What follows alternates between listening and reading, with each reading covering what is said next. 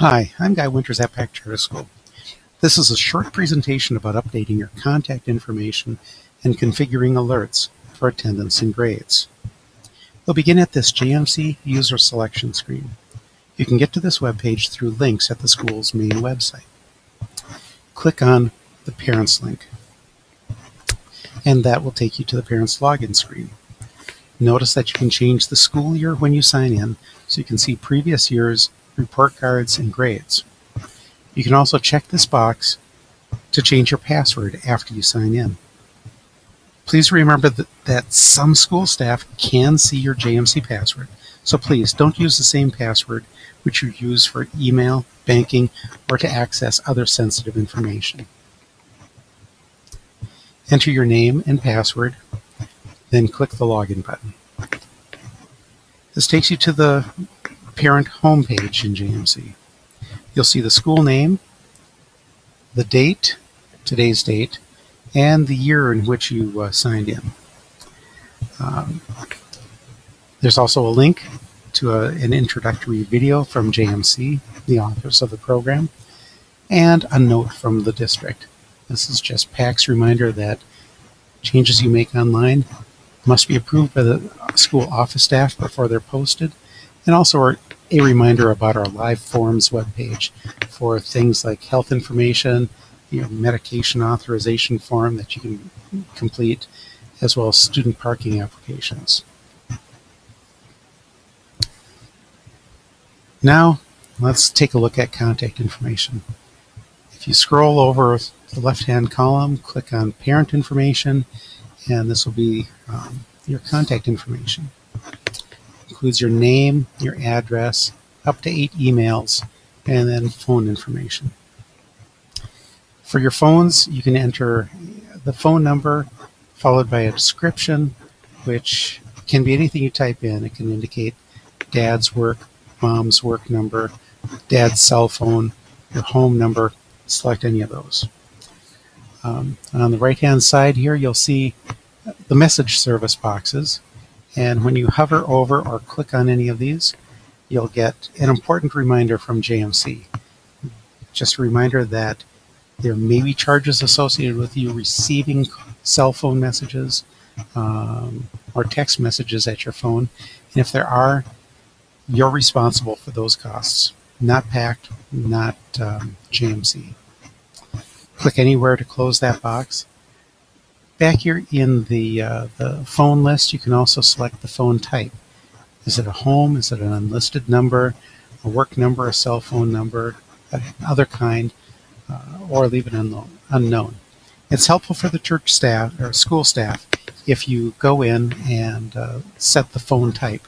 Then we have some idea of what to expect if we have to contact you in the middle of the day.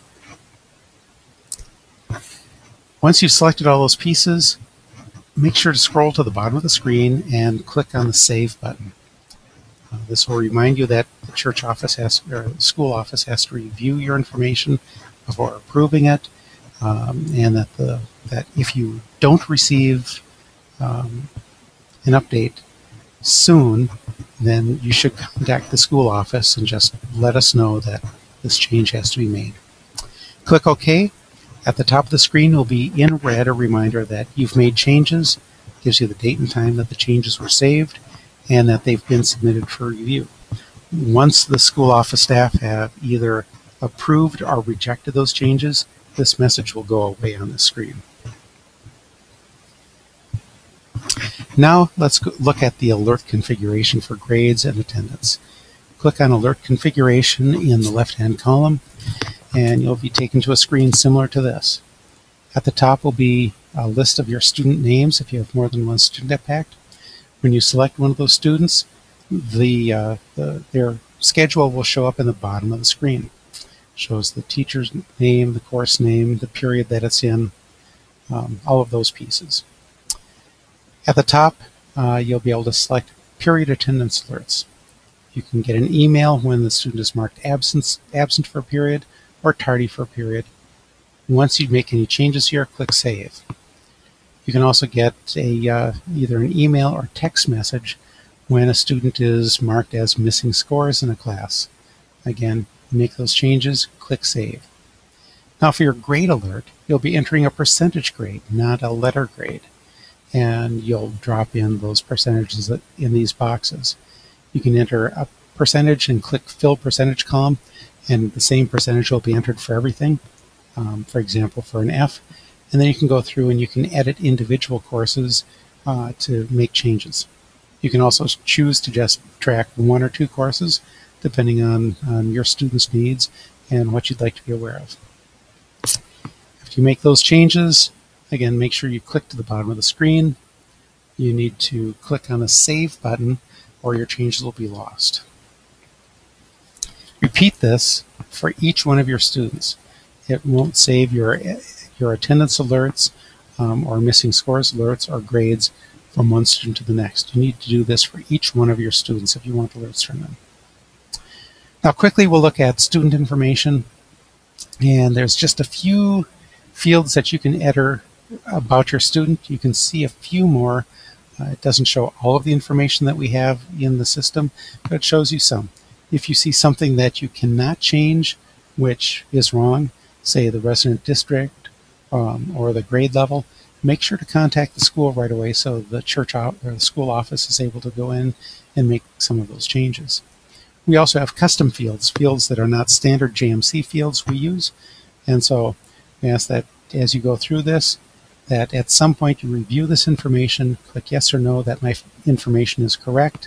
That lets the school office know that you have looked at the information and that it's okay. If there's someone that is unauthorized to pick up your student at the end of the school day or for appointments, make sure to enter that data. Otherwise, you'll see that information here if it's been provided to the school office. If we can publish your photo, yes or no, make sure to indicate the school year as well.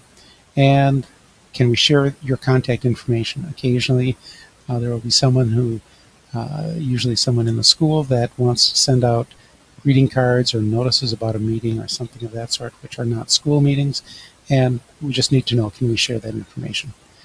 This page also has the same contact information that you had up in the parent information screen, and so you'll be able to enter all of those pieces as well. Again, when you're done with this page is, you can select individual students, so you can see this individual student information. If you change anything, scroll to the bottom of the screen, click on the Save button, or your changes will be lost again. When you're finished with all of this stuff, or walking away for a while, make sure you click on this Log Out link in the left-hand column. That will log you out of JMC. If you go back to log in, then it will require your username and password again. Your username will always be your last name, and your password has been set in the office initially, and then you can also change it. And so you're done. Some quick reminders. First, someone in the school office needs to accept your changes before they replace your previous data. Second, your alert changes take effect immediately. Now please notice if you change your email address or text phone number in the contact information, all of these alerts will still go to your old contact until the school office has approved those other changes. So you just want to make sure that those things, you understand when those things take effect. Third, you should get only one grade alert each day, or fewer. If a teacher is entering scores for several assignments, or teachers are entering scores in several classes, then those alerts should be combined into one message for that day. And finally, your absence alerts are not sent until 2 hours after an absence is reported by a teacher.